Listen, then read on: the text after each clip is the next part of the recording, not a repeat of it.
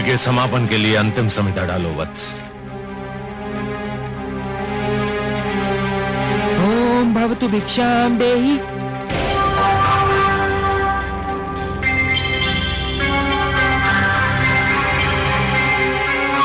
कहां जा रहे हो वत्स? यज्ञ समापन के अंतिम क्षण है ये।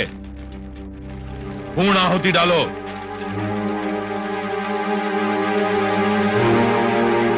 ओम भवतु भिक्षाम देहि।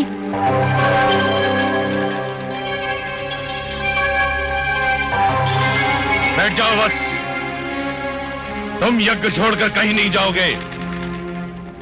भिक्षाम देहि राजन।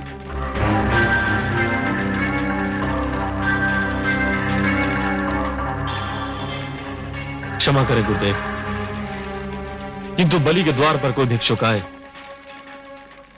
और उसे भिक्षा के लिए दूसरी बार भी गुहार करनी पड़े तो बलि की दानी वृत्ति को 100 बार धिक्कार है। अब मैं नहीं रुक सकता। वत्स, रुक जाओ वत्स, रुक जाओ।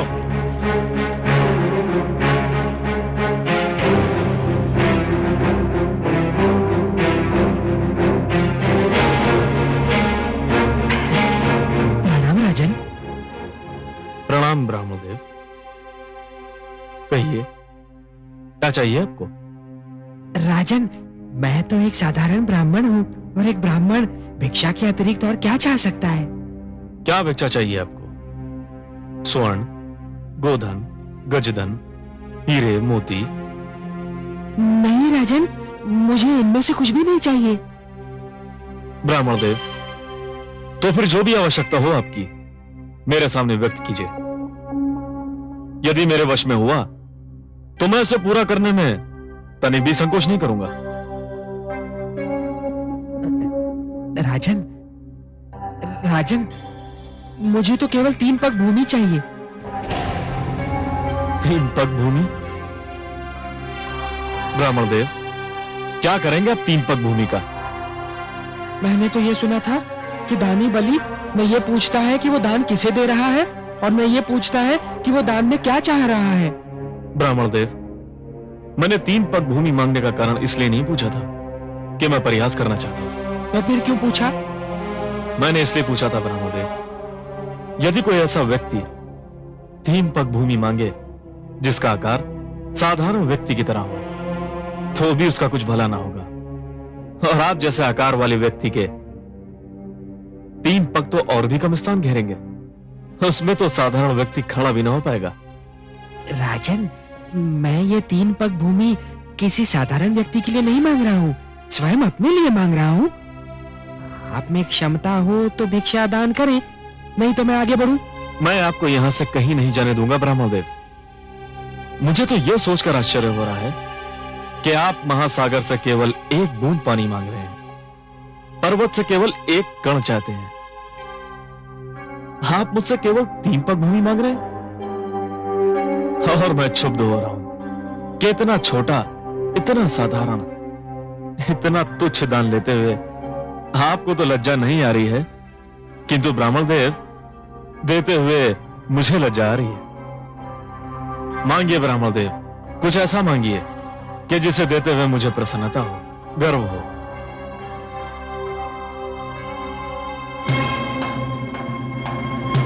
राजन, मुझे तो केवल 3 पग भूमि चाहिए।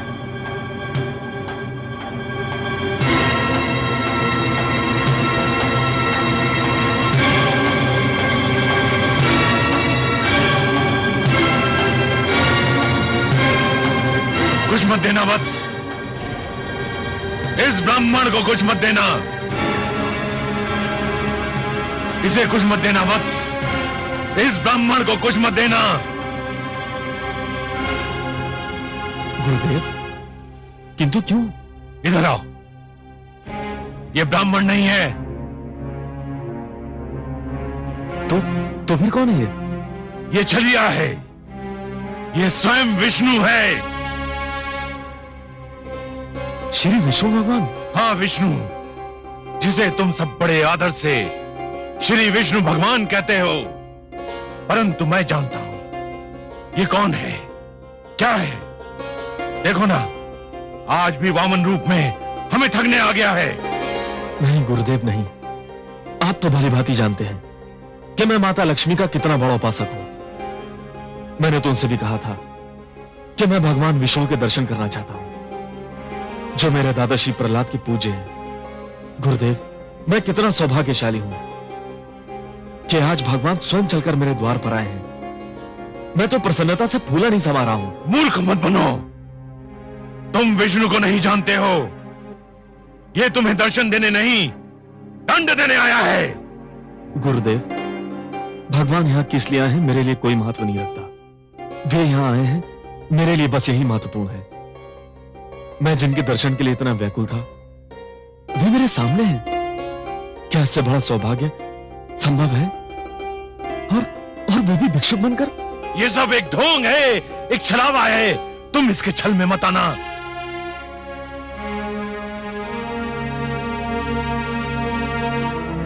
महाराज के विचार में यदि कोई परिवर्तन हुआ हो तो ये ब्राह्मण भिक्षा लिए बिना भी जा सकता है राजन। नहीं भगवान नहीं। तो फिर मेरी 3 पग भूमि मैंने दे दी भगवान, मैंने दे दी। यूं नहीं महाराज, संकल्प लेना होगा। अवश्य।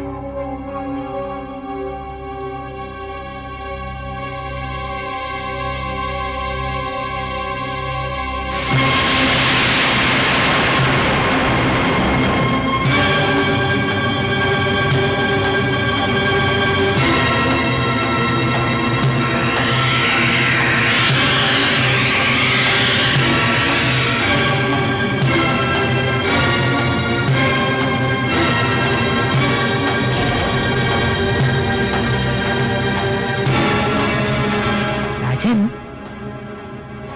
लगता है कि कमंडल में कोई कीट फंस गया है।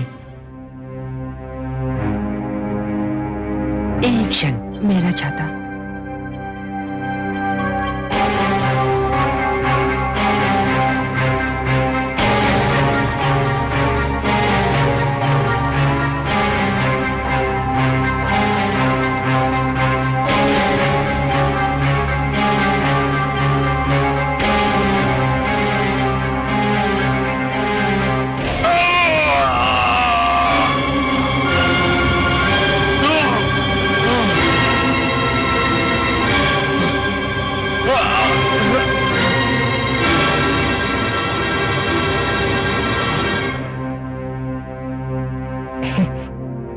राजन, कीट निकल गया।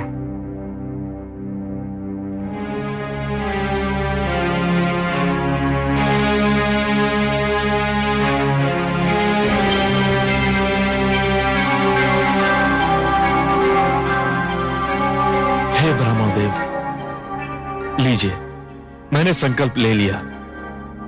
मेरे अहोभाग्य के संसार को सब कुछ बांटने वाला आज मुझसे केवल 3 पग भूमि की याचना कर रहा है। ब्राह्मण देव, नाप लीजिए 3 पग भूमि। मेरा दान स्वीकार करके मुझे धन्य कर दीजिए। तो लो वत्स, मैं 3 पग नापता हूं।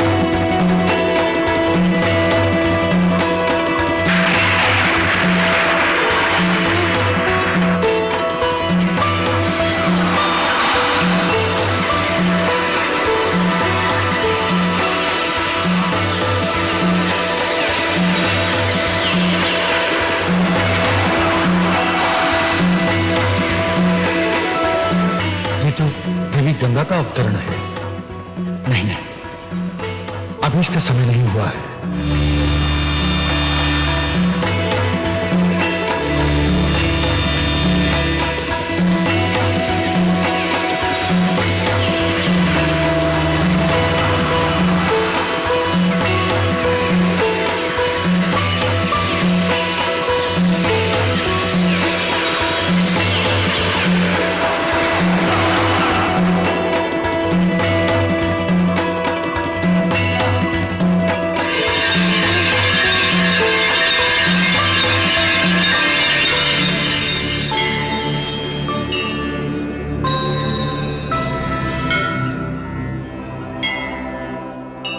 हे आदि प्रजापति, मुझे अपने कमंडल से मुक्त करने की कृपा कीजिए। मुझे धरती पर जाना है। धरती मुझे पुकार रही है। धरती को मेरी आवश्यकता है। मैं जानता हूं देवी गंगा, पृथ्वी पर आपका अवतरण नितांत आवश्यक है, किंतु अभी आपके पृथ्वी पर अवतरण का समय नहीं आया है। अभी आपको यही मेरे कमंडल में रह के प्रतीक्षा करनी होगी। जो आज्ञा।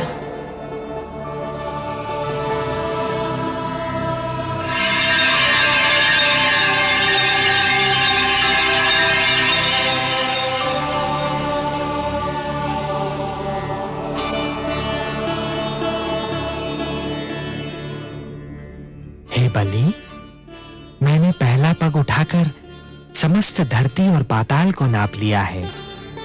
अब मैं दूसरा पग उठाने जा रहा हूं।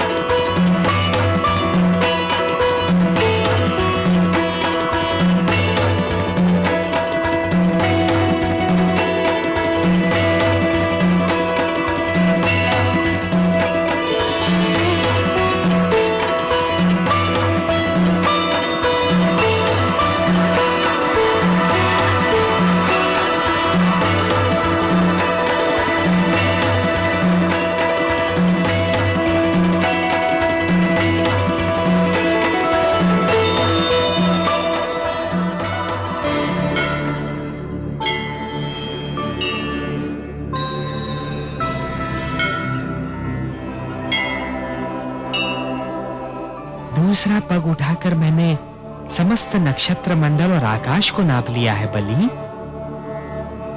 मैं जानता हूं ब्रह्मदेव। तब तो ये भी स्मरण होगा कि मैंने 3 पग भूमि मांगी थी। प्रभु, मुझे इस बात का भी भली भांति स्मरण है। और अब तीसरा पग रखने के लिए कोई स्थान शेष ही नहीं है। यह भी जानता हूं प्रभु। हे बलि, क्योंकि तीसरा पग धरने के लिए कोई स्थान शेष नहीं है। यदि तुम चाहो तो मैं तुम्हें तीसरा पग क्षमा कर सकता हूं। नहीं प्रभु, ऐसा मत कहिए। जिन हाथों ने आज तक बलि से दान स्वीकार किया है, वे हाथ साक्षी हैं। जिन आंखों ने आज तक बलि को दान देते हुए देखा है, वे आंखें साक्षी हैं।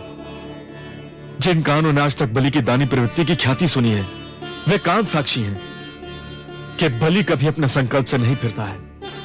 बलि ने सदा अपने हाथ खोलकर और नेत्र बंद कर दान दिया है। प्रभु, बलि ने आपको 3 पग भूमि दान करने का वचन दिया है। प्रभु, तो आपको अपना तीसरा पग उठाना ही पड़ेगा। उठा तो लो बलि, परंतु प्रश्न ये है कि उसे रखूंगा कहां? कोई स्थान शेष ही नहीं रहा। मैं जानता हूं प्रभु, मैं ये भली भांति जानता हूं कि आपके दोनों पगों ने यह सारी सृष्टि, मेरा सारा राजपाट और जो क्षेत्र मैंने जीते थे, वे भी नाप लिए हैं। अब केवल एक ही स्थान बचा है जिस पर मेरा अधिकार है, जो मेरा है। मैं तुम्हारा वाक्य पूर्ण होने की प्रतीक्षा कर रहा हूं बलि। वो कौन सी वस्तु है जिस पर अब भी तुम्हारा अधिकार है? प्रभु, वो वस्तु है मेरा शरीर। बस अब मेरी काया ही बची है जिसे मैं अपनी कह सकता हूं, जिस पर अब भी मेरा अधिकार है। प्रभु, आप अपना तीसरा पग मेरे शीश पर धरिए, ताकि संसार ये जान ले कि बलि केवल देना नहीं, वचन निभाना भी जानता है। प्रभु, कृपा करके उठाइए अपना पवित्र पग और धर दीजिए मेरे शीश पर। प्रभु, ये मेरा आग्रह भी है, मेरा हट भी है और मेरी विनती भी है। हे बलि, यदि तुम्हारी यही इच्छा है और यदि तुम ये समझते हो कि इसी में तुम्हारा उद्धार है, तो मैं ऐसा ही करूंगा।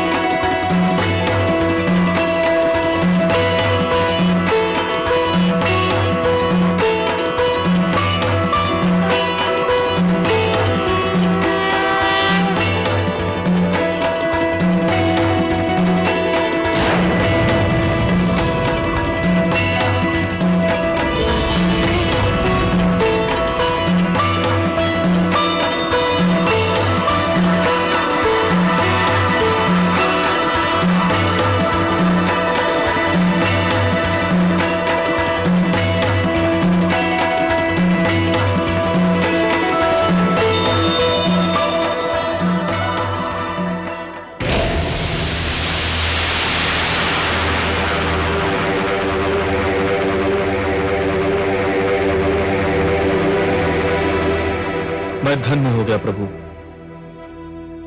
मैंने अपना वचन निभा दिया। हाँ बलि, तुमने अपना वचन निभाया तो सही, पर जानते हो कि यह सब मैंने क्यों किया? हे प्रभु, आपके अतिरिक्त आपकी लीला और कौन जान सकता है। मैं तो केवल इतना जानता हूं कि संभवतः इसी में मेरा उद्धार निहित है। बलि, तुमने अपने जीवन का प्रारंभ बड़े शुभ और उत्तम ढंग से किया था, परंतु जब तुम जीवन के दोराहे पर पहुंचे, तब तुम उस मार्ग पर चल पड़े बलि, जिस पर असत्य का डेरा था, अहंकार का अंधेरा था। यह वो मार्ग नहीं था बलि जो मेरे भक्त प्रहलाद ने चुना था। यह तो हिरण्यकशिपु की प्रवृत्ति का मार्ग था, जिसके दमन चक्र को रोकने के लिए स्वयं मुझे नरसिंह अवतार धारण करना पड़ा था। जब तुम उस मार्ग पर अत्यधिक आगे बढ़ चुके थे बलि, तब तुम्हें अपनी भूल का आभास अवश्य हुआ था, परंतु तब तक तुम स्वयं उस मार्ग से लौटकर नहीं आ सकते थे। तुम्हें सत्य के मार्ग पर केवल ईश्वर ही ला सकते थे, और इसीलिए मैंने यह वामन रूप धारण किया।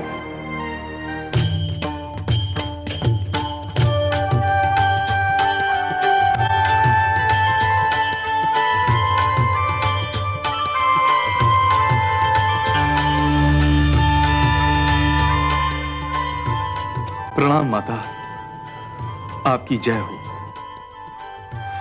आयुष्मान भव वत्स।